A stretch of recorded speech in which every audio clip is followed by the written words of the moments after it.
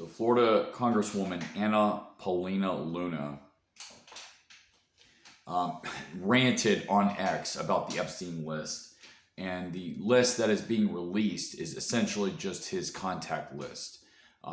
Epstein's contact list, basically his list of phone numbers that he had. And that doesn't really say much. It just says who he's in contact with. They wanted to release everything. They wanted to release who was on that island and for what reason. Okay, this is something that's been going on forever. I mean, during the first Trump administration, people wanted this list to be released, and it was promised in the second term. And Pam Bondi made this big PR stunt where she, gives supposedly the copies of this Epstein list to all these influencers, but it was really just the same information that was already publicly available. She says, I have the list on my desk. And then weeks later, she says, oh, there's no list at all. And there's all this speculation. It was very, very poorly handled, okay? Now, I don't think the case, that's the case that Trump is on that list. I don't think that's true. What I think is happening, and I've said this many times already, there's too many people on that list, including donors to the Republican Party. Okay, so it's both parties, both the Democratic and the Republican parties. There are donors that are on that list. It doesn't even have to be people in positions of power, right?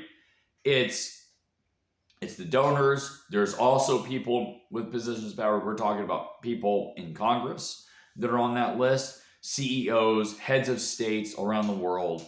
It's got connections to Mossad, which, as you guys know, is the intelligence service of Israel. Also connections to MI6, which is the intelligence agency of the United Kingdom, and the CIA. So it's not that it's not that there's a good reason for that list not to be released. It's that if they release that list, it would do one of two things. It would either discredit the Justice Department, okay, because they can't go after all these people for for classified reasons, for national security reasons. They can't go after them. So they're either damned if they do or damned if they don't. If they release the list and you see these names on there, they would have to either decapitate the government or let it slide and say, yeah, we're being run by criminals, right? By people involved in sex trafficking. And it's one thing. Let me say this.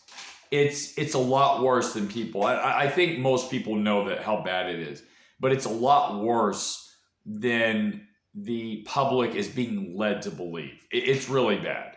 All right, we're talking about the Clintons involved in trafficking children from Haiti, right?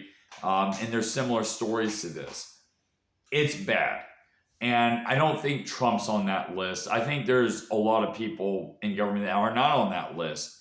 But there's enough people on that list that it's too many. And if they release it, it would decapitate the government and or discredit the Justice Department. That's why it's not being released. So, yeah, I understand Paulina Luna's frustration and Laura Loomer's and others, and mine as well. We're all frustrated. We're saying release the whole list. They're not going to do that. They can't do it. I think it really has to come out. I think you just have to put it out and let the chips fall where they may. It looks really bad on the Trump administration, on Trump's Justice Department, on Pam Bondi not to release the full list.